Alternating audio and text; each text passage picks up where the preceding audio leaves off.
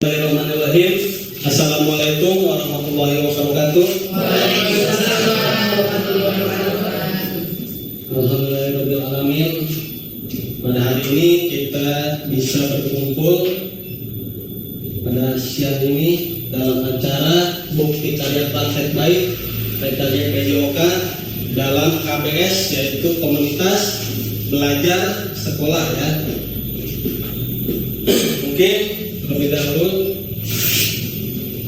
kita tidak lupa segala puji bagi Allah yang telah memberikan kita kesehatan ya, sehingga kita bisa hadir di tempat ini. Dan tak lupa salawat serta salam marilah kita panjatkan kepada junjungan kita Nabi Muhammad dan kita keluarganya dan kita sebagai umatnya ya mendapat syafaat sehingga kita dapat terus berkarir atau bekerja sebagai guru-guru yang berdedikasi tinggi, profesional ya kepada anak murid kita ya, supaya mutu pendidikan di sekolah kita terutama umumnya seluruh Indonesia bisa meningkat ya, itu yang kita harapkan. Nah, pada hari ini saya sebagai bercerita dulu ke belakang supaya ibu-ibu lebih paham. Saya di sini bukan untuk menggurui atau mengajar, tetapi kita di sini adalah berbagi praktek baik ya, pengalaman yang sudah saya alami atau ilmu-ilmu yang sudah saya dapatkan. Saya akan berbagi kepada rekan-rekan guru yang ada di SD Kananga 1 itu ya. Jadi saya sifatnya tidak mengajari, tapi kita berbagi. Adapun nanti ada pertanyaan atau ada solusi atau ada tambahan ya dalam pembelajaran ini yang akan saya sampaikan nanti boleh dicatat dan nanti boleh di-sharing ya, kita berbagi. Nah, di sini yang pertama ada beberapa hal ya dalam kegiatan PKG PJOK ini ya, yang selama saya 3 bulan ini saya banyak ilmu yang saya dapatkan ya, jadi banyak sekali materi atau teknik-teknik pembelajaran ya, terutama di sini yang paling sering yaitu adalah tentang berdisferensi kepada siswa ya, berdisferensi kepada siswa, terus kesetaraan gender ya, jadi tidak bisa memisahkan antara laki-laki dan perempuan, semuanya sama ya, dan inklusif juga ya. Jadi ada misalkan peserta didik kita yang fisiknya kurang, apalagi saya sebagai guru PJOK ya, karena fisik olahraga itu ya. Jadi jangan sampai dibedakan, mereka tetap anak murid kita. Nah itu, jadi banyak sekali yang saya pelajari. Cuman pada hari ini saya akan menerapkan tentang pembelajaran SEM atau Sport Education Model. Jadi tentang praktik baik ini kita lanjut. Apa sih itu SEM itu ya? Pembelajaran Sport Education Model ya adalah salah satu model pembelajaran dalam pendidikan jasmani yang dirancang untuk memfasilitasi perkembangan siswa secara menyeluruh seperti fisik, kognitif, efektif, dan sosial melalui partisipasi dalam program pembelajaran olahraga. Nah, jadi ini ya pengertiannya ya, jadi salah satu model pembelajaran dalam pendidikan jasmani yang dirancang untuk menyeluruh. Jadi bukan hanya fisik, bukan hanya kognitif, bukan hanya efektif, tapi semuanya akan kena. Nah, itu ya. Jadi bisa dimengerti, SEM itu adalah sebuah teknik atau model ajar ya, supaya kegiatannya itu bisa menyeluruh. Jadi bukan hanya fisik aja. Jadi ada pengetahuannya juga di situ, ada kognitifnya ya, ada efektifnya, supaya siswa itu tidak yang ini diam, yang ini kerja, tapi semuanya aktif. Nah, itu. Nah, ada beberapa hal dalam SEM itu. Yang pertama yang harus dipersiapkan musim olahraga. Jadi SEM itu mencakup sebuah pertandingan atau kompetisi ya. Jadi di dalam olahraga itu ada kompetisi, pembelajaran dia masih dalam bentuk musim olahraga yang mirip dengan kompetisi olahraga profesional. siswa berpartisipasi dalam aktivitas olahraga selama periode waktu tertentu. Jadi membuat sebuah kompetisi, ya, bukan penyelenggaranya bukan sekolah, tapi anak-anak tersebut yang jadi wasitnya siswa, yang jadi panitianya siswa, ya, yang jadi supporternya siswa, yang jadi atletnya juga siswa. Jadi semuanya berperan. Di situ tidak ada yang diam, ya. Jadi yang menyusun sebagai panitianya. Nah, ini juga nanti diserahkan lagi ke siswa. Jadi bukan guru yang menentukan ini harus jadi panitia, ini harus jadi pelatih, tapi nanti siswa itu, Pak, saya mau jadi pelatih atau saya mau jadi atlet. Nah, jadi itu ya. Jadi dikembalikan lagi ke siswa. Nah, kebebasan. Di situ ada pembelajaran namanya voice, choice, dan jadi siswa itu apa ya? Memilih, bersuara. Jadi kalau kemauannya dia, pasti dia bertanggung jawab. Kalau ditunjuk sama kita, pasti malas. Tapi kalau dia yang pengen, misalkan saya pengen jadi pelatih, dia pasti bertanggung jawab karena itu kemauan dia, kemauan sendiri. Nah, di sini juga ada tim siswa diorganisir dalam tim yang stabil selama satu musim, ya. Siswa mengembangkan rasa kepemilikan dan loyalitas terhadap tim mereka. Jadi ada apa di situ namanya? Gotong royong atau sosial, ya. Jadi berhubungan. Jadi siswa itu tidak bekerja sendiri, tapi ada kelompok, ya. Di situ ada tim. Yang ketiga, kompetisi formal. Terdapat kompetisi formal antara tim selama musim olahraga. Kompetensi ini dikelola dan diatur oleh siswa, ya. Jadi kita sebagai guru hanya memfasilitasi, ya. Jadi fasilitator. Kita itu cuma mengarahkan, ya, memberi masukan. Jadi selebihnya itu adalah untuk siswa. Jadi dia bebas mau seperti apa, ya, mau mengadakan kompetisi seperti apa. Nah, pencatatan dan publikasi data, kemajuan dan hasil kompetisi data dipublikasikan. Hal ini bertujuan untuk meningkatkan antusiasme dan partisipasi siswa. Jadi siswa itu tidak ada yang diam, ada yang mencatat. Kadang-kadang kan siswa itu terutama di pelajaran PJOK, ya, siswa itu ada yang jago fisiknya, ya, jadi dia itu bisa melakukan. Tapi ada juga siswa yang tidak bisa melakukan, tapi dia pintar mencatat atau hafal dia itu. Jadi apa ya, materinya hafal, tapi gerakannya kadang-kadang dia susah gitu, ya. Terus ada yang sebaliknya, dia itu bisa seperti main bola, dia bisa menendang, bisa memasukkan bola, tapi kadang-kadang ditanya misalkan jumlah pemain bola, dia tidak hafal. Jadi, nah itulah yang harus kita pelajari sekarang. Jadi siswa kita ini tidak semuanya sama. Jadi ada kelebihan, ada kekurangan, yaitu yang harus kita tampung, ya, membuat sebuah pembelajaran yang efektif, ya. Jadi semua siswa itu adalah haknya sama. Lanjut. Nah, tujuan model pembelajaran sport education bertujuan untuk membuat pembelajaran olahraga menjadi lebih otentik, jadi lebih nyata, ya.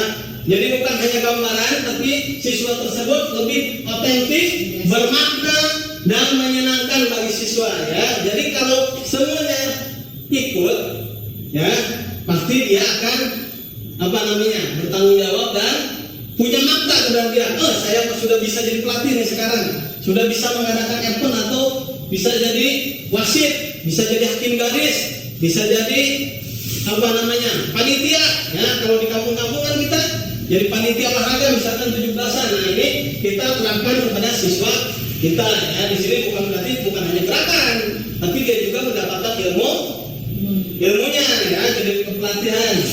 Nah, dan berkembang holistik siswa dan dalam pendidikan jasmani, ya, pasti itu, ya. Jadi perkembangannya pasti ada kebugarannya, ya, karena di situ bukan hanya ilmu tapi ada gerakan, ya. Yang dari atlet pasti bergerak. Nah, itu, ya. Selanjutnya, nah, implementasi sport education model dalam belajar pendidikan jasmani dapat dilakukan melalui beberapa tahap, antara lain di sini perencanaan. Nah, jadi perencanaan itu harus matang, ya. Jadi untuk merencanakan sebuah SEM tidak bisa mendadak. Ya, jadi harus ada rencana. Di sini guru menentukan aktivitas olahraga atau permainan yang akan diajarkan. Ya, jadi SEM itu kan tidak hanya misalkan saya main bola, tapi yang lain juga bisa. Misalkan ada lomba tradisional, misalkan bukan sodok atau main karet atau apa tuh yang pakai gitu ya, ya itu bisa juga. Ya, jadi aktivitas olahraganya tidak hanya ke satu cabang olahraga, tapi bisa ke semuanya. Ya, karena di situ kita membuat kompetisi atau acara ya, acara seperti apa ya? Ya. Jadi ada kegiatannya. Nah, yang kedua guru merancang musim olahraganya. Nah, musim olahraganya mau kapan? Ya, tidak mungkin kan kita mengadakan musim olahraga itu pas jam pelajaran. Makanya biasanya di waktu-waktu akhir weekend, biasanya hari Sabtu kepada siangnya ya. Nah, itu biasanya bisa atau sesudah semester ulangan. Nah, seperti sekarang ya, nanti saya akan coba ada apa ya, bentuk SEM-nya ya, nanti kita akan praktekkan. Yang ketiga, guru membagi siswa ke dalam tim-tim yang heterogen dan stabil selama satu musim. Nah, jadi siswa itu tidak terpaku kepada kelas 6, kelas 4, kelas 3, ya, kelas 5, tidak, tapi bisa diikutsertakan semua. Misalkan kita ambil pasien C aja ya, yang sudah, kalau kita kan di SD, jadi pasien C yang lebih mengerti, mungkin kelas 5 atau kelas 6 ya gitu ya. Mungkin bisa kelas 4 juga membantu, misalkan atletnya dari kelas 4 atau kelas 5. Yang menjadi panitianya kelas 6. Jadi yang mencatat, yang membuat apa namanya birisan atau sertifikat atau piala gitu ya, bisa itu ya. Ya, hadiah-hadiahnya. Jadi pokoknya semuanya SEM itu adalah diberikan kepada siswa-siswa yang membutuhkan. Ya. Nah, pengenalan. Pada pertemuan awal guru memperkenalkan konsep SEM dan tujuan pembelajaran. Nah, ini sedang kita lakukan. Yang kedua, siswa diberi pemahaman tentang peran dan tanggung jawab dalam tim. Ya, itu harus. Ya, nah kita ini baru tugas kita ya, memberikan pemahaman tentang peran dan tanggung jawab. Jadi peran guru, saya sebagai guru PJOK memberikan arahan. Ya, seperti apa sih kepemimpinan? Ya, peran-perannya misalkan peran pelatih itu seperti apa? Nah, itu nanti saya arahkan. Nah, yang seterusnya, guru memfasilitasi diskusi dan negosiasi aturan strategi dan format kompetisi. Nah, itu pasti tugas guru ya. Jadi kita nanti membuat aturan, strategi dan format kompetisi. Karena apa? Karena kadang-kadang kita mau membuat kompetisi misalkan sepak bola, tapi kita harus lihat dulu aset yang ada di sekolah kita bagaimana. Misalkan lapangan, bisa nggak dibikin apa sebuah kompetisi sepak bola? Kalau tidak memungkinkan, berarti kita harus memodifikasinya. Nah, itu ya. Jadi kita jangan sampai kalah. Terus apalagi misalkan sepak bola, bolanya ada nggak di situ? Atau senam lantai, misalkan matrasnya ada nggak? Jadi aset-aset yang ada di sekolah itu harus kita cari dulu, bisa nggak itu untuk menampung kompetisi tersebut. Kalau misalkan kita mau bikin kompetisi main bola tapi bola sepaknya nggak ada, berarti kita harus buka medianya ya, medianya. Terus pelaksanaan. Nah, selama musim olahraga siswa berpartisipasi aktif dalam latihan, kompetisi dan tugas-tugas lainnya. Terusnya siswa mengambil peran penting seperti kapten tim, pelatih, pencatat skor, wasit dan lain-lain. Nah, seperti yang sudah saya bilang tadi, ya, jadi semua peran-peran penting itu adalah untuk siswa. Ya, seperti di sini contohnya kapten tim, pelatih, pencatat skor, wasit dan lain-lain. Nah, itu ya. Nah, tugas guru apa? Guru memberikan bimbingan dan umpan balik untuk memfasilitasi perkembangan siswa. Jadi siswa yang beraktivitas kita yang menilai ya. Di sini apa nilainya? Adalah umpan balik. Jadi kita memberikan umpan balik kepada siswa. Misalkan contoh umpan baliknya, apa yang kamu sukai dari kegiatan SEM tersebut. Misalkan saya lebih menyukai sebagai pelatih, ya berarti dia lebih condong ke sebagai pelatih. Nah itu kita bisa mengarahkan apa ya namanya bakat minat siswa tersebut. Yang seterusnya evaluasi dan refleksi. Ini yang penting Ibu Guru ya. Rekan-rekan semua, kita kadang-kadang dalam pembelajaran itu jarang mengevaluasi dan refleksi kepada siswa. Padahal itu sangat penting ya.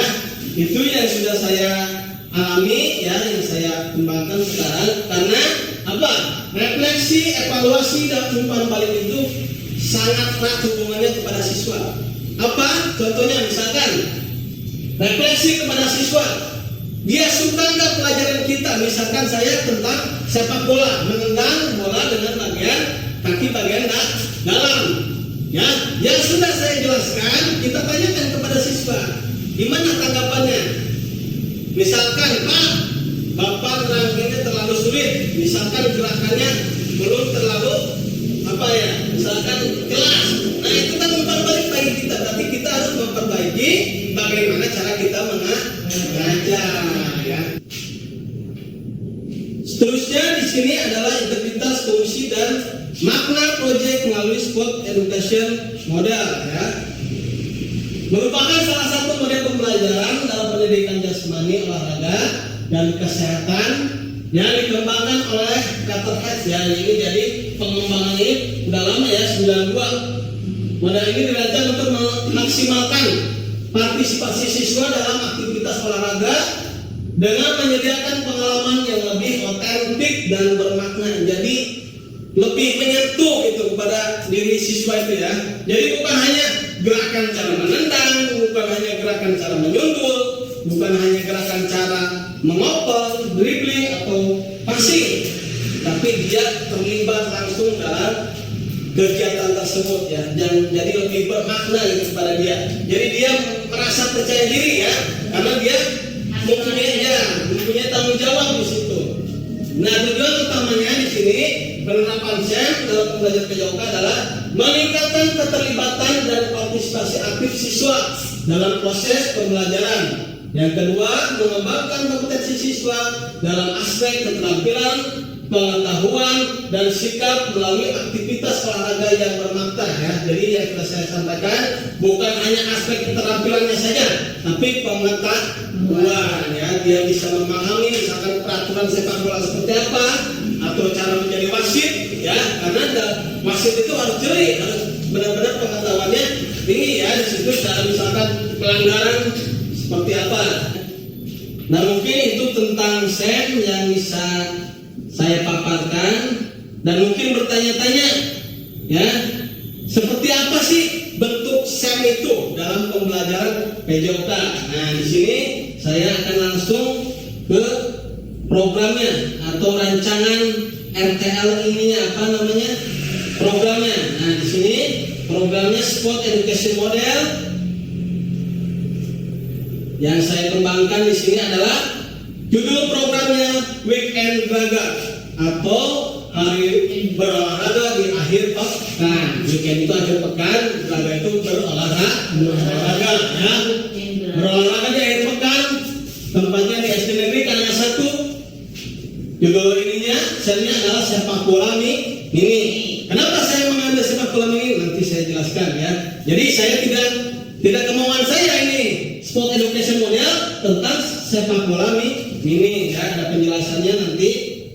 Nah latar belakang kenapa saya memilih SEM ya, latar belakangnya Sport Education Model SEM adalah model pendidikan PJOK yang memberikan pendekatan secara holistik dan menarik untuk memberikan siswa menjadi individu yang sehat fisik, mental, sosial serta mengalami kompetensi sejati menghadapi tantangan dan belajar dari pengalamannya nyata ya. Jadi kenapa saya pilihnya SEM supaya siswa tersebut lebih memaknai ya apa yang dia pelajari.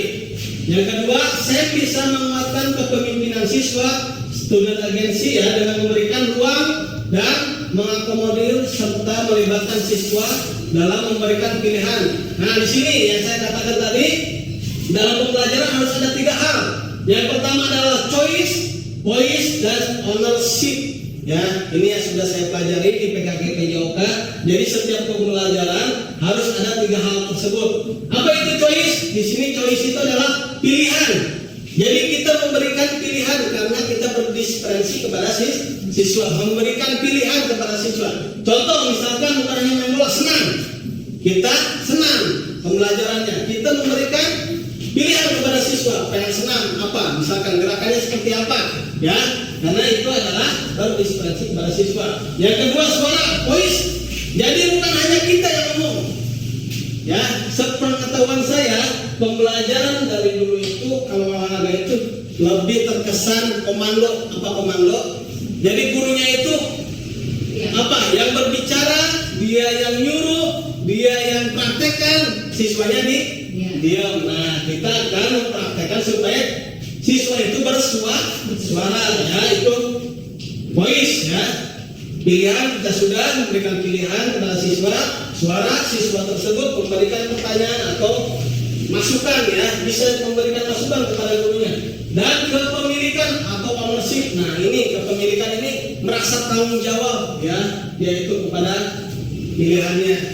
Yang selanjutnya, SEM yang akan dilaksanakan di SD Negeri Kanang 1 adalah turnamen sepak bola mini dalam kegiatan weekend Braga.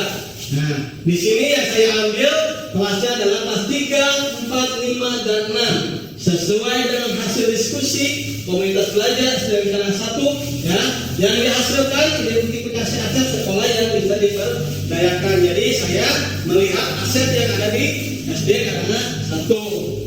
Nah, terus turnamen sepak bola mini ini dipilih berdasarkan observasi, ya, observasi bahwa banyak siswa yang berminat dalam permainan sepak bola, ya. Nah, tujuan diadakannya SEM ini yang pertama untuk menciptakan pembelajaran yang berpusat pada peserta didik. Nah, ya kan sudah saya ceritakan tadi, pembelajaran ini adalah berpusat kepada peserta didik, ya, sebagai pusat pembelajaran di mana peserta didik bisa mengembangkan minat dan bakat yang dimilikinya, ya. Jadi kita mengembangkan minat atau bakat yang ada di siswa. Yang selanjutnya, yang kedua, untuk meningkatkan kebugaran dan kesehatan peserta didik. Pasti ini, ya, karena kebugaran dan kesehatan peserta didik itu kalau kita lihat dalam itu kan ada yang namanya pemain, pasti ada gerakan supaya bugar, pasti berkeringat. Ya, di situ ada kebugaran dan kesehatan. Yang ketiga, tingkat kebugaran peserta didik dapat membantu mereka dalam mengembangkan keterampilan, pengetahuan serta nilai-nilai sosial melalui pengalaman belajar mereka, ya. Sudah pasti ketahuan di situ. Terus yang sudah meningkatkan motivasi dan keterlibatan peserta didik dalam pembelajaran, penerapan konsep belajar aktif di mana peserta didik terlibat secara langsung dalam kegiatan belajar. Jadi dia sangat terlibat, ya, pasti terlibat karena dia yang berkontribusi dalam acara tersebut, yang menjadi panitia, yang menjadi pelatih, pasti dia berperan aktif, bukan hanya guru, ya. Jadi guru hanya sebagai fasilitator atau sebagai pembimbing. Itu tujuannya. Nah, apa sih capaian yang bisa diharapkan? Nah, ini, ya, capaian langkah-langkah dan hasil yang diharapkan. Capaiannya, peserta didik mampu menjadi pelaku, ya, jadi pelaku olahraga kompetitif, berpengetahuan serta sehat bugar dan antusias sesuai dengan peran yang dipilihnya. Ya, jadi itu. Jadi kalau dia yang milih, dia yang melaksanakan, ya, dia pasti senang, dia pasti bertanggung jawab dan mendapatkan ilmunya. Nah, itu, ya, yang dicapai. Nah, langkahnya seperti apa? Nah, di sini yang pertama, pengolahan musim atau waktu, ya. Waktunya harus tepat karena ini sebuah kompetisi. Kedua, penyiapan pertandingan, puncak pertandingan. Jadi bukan hanya pertandingannya, tapi acara penyerahan pialanya, jualannya juga itu nanti diserahkan kepada siswa, ya. Ada juara 1, 2, dan 3, hadiahnya pun diserahkan kepada siswa. siswa. Jadi kita hanya sebagai fasilitator balik lagi ya. Pencatatan pertandingan pasti itu ya. Makanya di sini bukan hanya guru PJOK yang terlibat ya. Karena aset manusia juga di sini sangat saya butuhkan. Misalkan di sini ada guru agama ya. Dia bisa membimbing dalam acara pembukaan atau pembacaan doa. Nah, itu saya libatkan nanti sebagai pembimbing ya pada siswa yang membaca doa. Ada lagi misalkan yang gurunya matematika ya. Nanti saya akan masukkan kepada pencatatan skor. Ya, angka di situ bagaimana misalkan yang juara angkanya berapa. Nah, itu harus dilibatkan guru matematika. Yang seterusnya hasil. Nah ya, hasilnya peningkatan aktivitas peserta didik. Yang kedua, sportivitas dan kerjasama. Yang ketiga, kepemimpinan dan tanggung jawab. Jadi ini yang akan dihasilkan. Ya, bukan hanya fisiknya yang sehat, bukan hanya jiwa raganya yang sehat, tapi dia mempunyai aktivitas peserta didik atau mempunyai aktivitas ya. Terus yang kedua sportivitas supaya apa yang namanya lebih jujur ya. Nah di sini juga ada karakter. Nah pendidikan karakter kan di situ jujur, gotong royong gitu ya. Nah itu juga masuk dan kerjasama ya, kerjasama gotong royong sama ya. Kepemimpinan atau prinsip ya yang tadi dan tanggung jawab. Nah ini yang penting. Kadang-kadang kita juga sebagai guru kurang bertanggung jawab. Nah kita ajarkan sekarang kepada murid kita supaya lebih bertanggung jawab. Langkah di depan. Mungkin kita lanjut. Nah struktur program dan mitra belajar. Ya struktur programnya harus ada.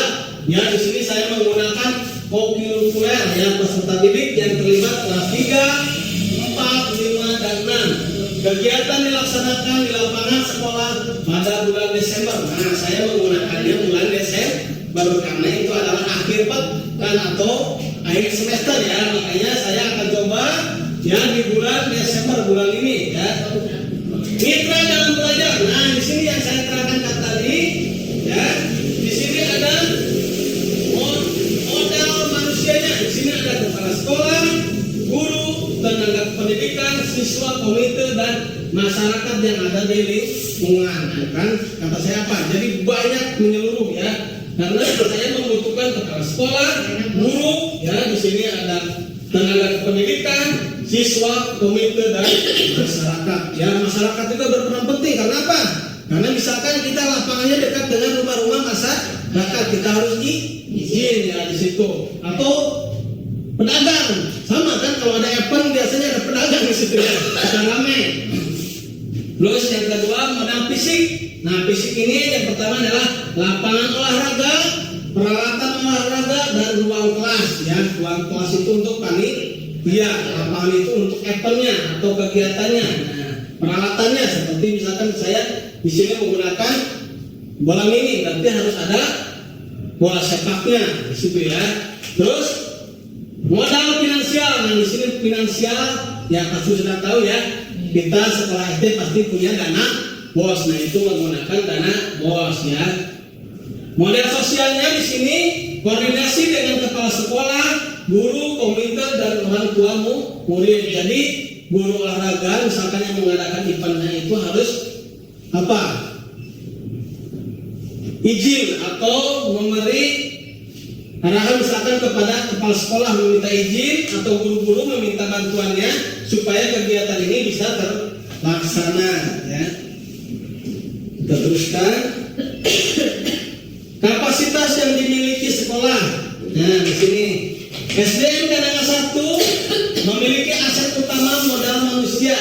Kualifikasi pendidikan sebagian besar adalah S1 ya, karena guru di sini sudah hampir semua S1. Nah 7 orang sudah ASN dari 10 guru yang dapat berkoordinasi dengan baik dalam menunjuk proses kegiatan dan 84 siswa yang dapat diberdayakan untuk berkontribusi dalam rangka program ini.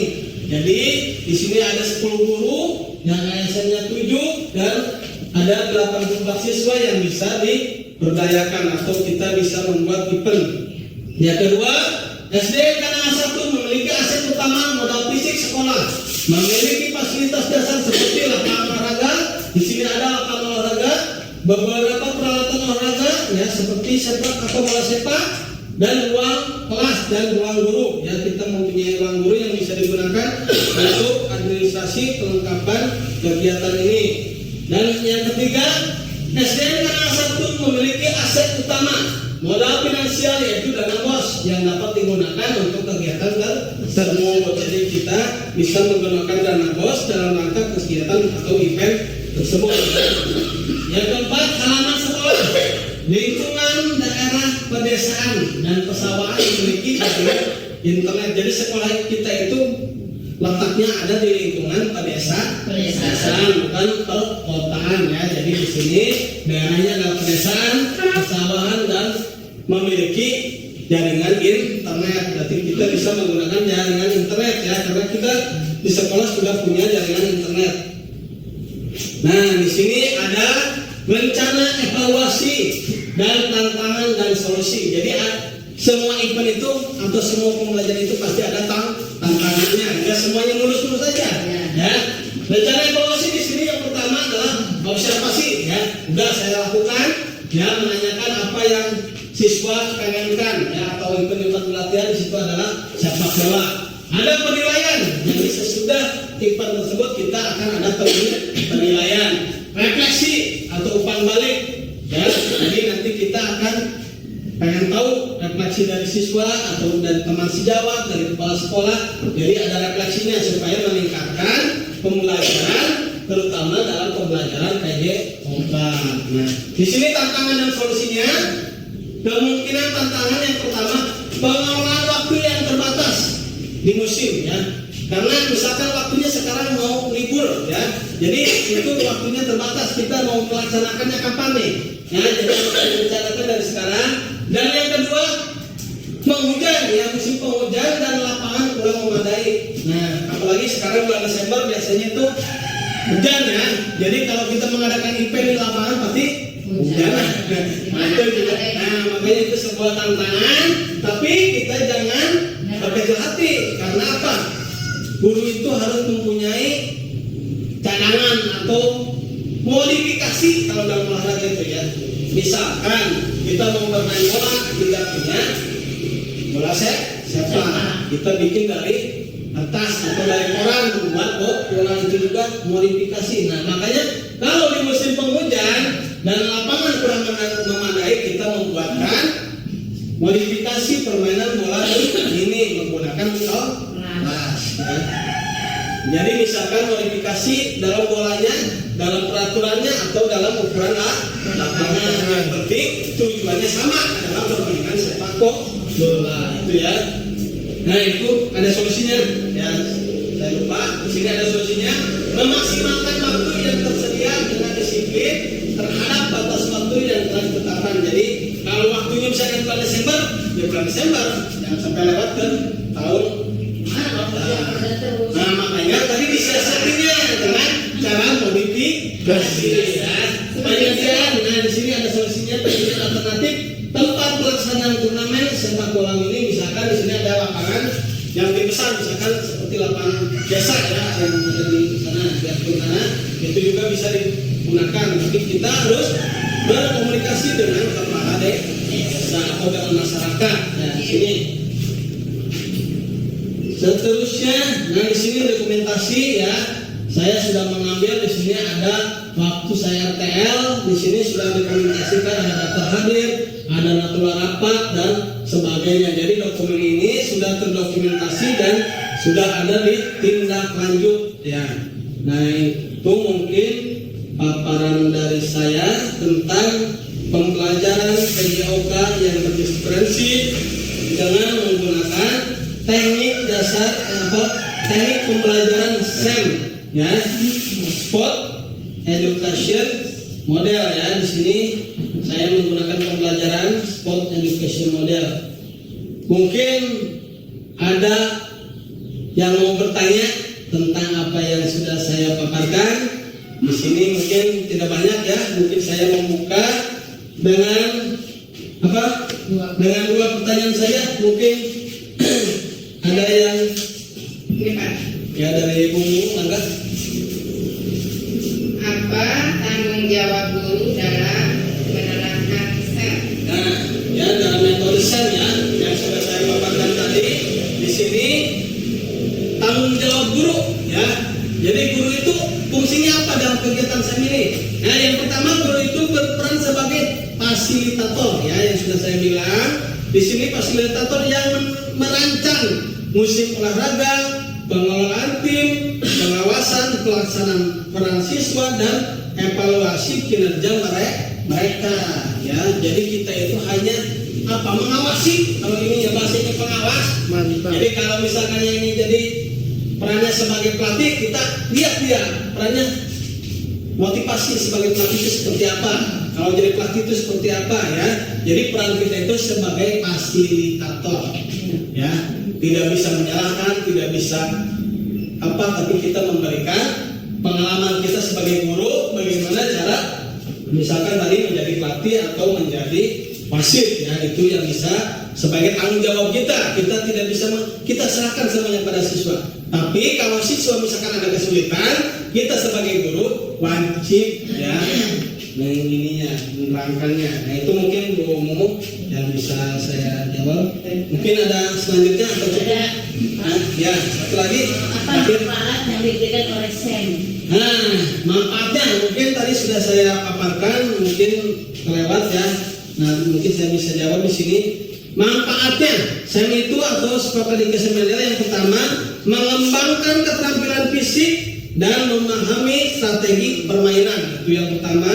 Yang kedua, meningkatkan kemampuan sosial seperti kerjasama, komunikasi, dan kepemimpinan.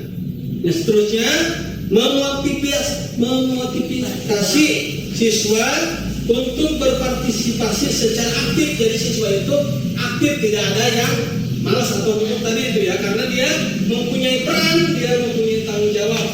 Dan selanjutnya mengajarkan nilai-nilai sportivitas seperti kejujuran ya dan respect. Nah itu yang harus ditanamkan ya Bu, karena sekarang sudah apa ya namanya minim orang jujur sportif, itu sudah minim ya. Makanya kita harus tanamkan lagi kepada anak murid kita, apalagi namanya disiplin atau kalau agama itu akhlak ya, karena sekarang itu sudah minim tentang akhlak siswa kepada gurunya, kepada orang tuanya, kepada temannya, suka mengejek atau suka bullying. Itu juga harus segera kita respect atau kita terangkan ya, sportivitas, kejujuran, akhlak ya, akidah, karakter. Makanya itu ya, makanya tantangan kita ke depan ini ya itu seperti itu ya. Jadi kita itu harus lebih merancang pembelajaran ini supaya lebih efektif. Ya lebih efektif lagi untuk supaya siswa tersebut lebih apa ya, tidak ada yang diam intinya. Jadi semuanya itu terlibat. Ya kalau dalam kelompok kita bikin misalkan ada 15 orang, kita bikin kelompok 5 orang, pasti tidak ada yang diam, semuanya pasti bekerja ya. Nah itu. Jadi kegunaan sport education model itu yang sudah saya pelajari adalah mencakup semua. Mungkin yang bisa saya sampaikan. Akhirul kalam, wabillahi taufiq wal hidayah. Wassalamualaikum warahmatullahi wabarakatuh. Waalaikumsalam warahmatullahi wabarakatuh. Terima kasih kepada Bapak Khairul Anwar yang telah memberikan pencerahan sebagai bukti karya praktik baik PKG PJOK KBS Project SEM 2024. Akhirnya dari kami SDN Kanangan 1 berharap semoga praktik baik ini bisa diimplementasikan nantinya buat anak-anak kami di SDN Kanangan, umumnya buat SD-SD di sekitar Kecamatan Menes pada umumnya. Baiklah, untuk acara ini kita berikan aplaus yang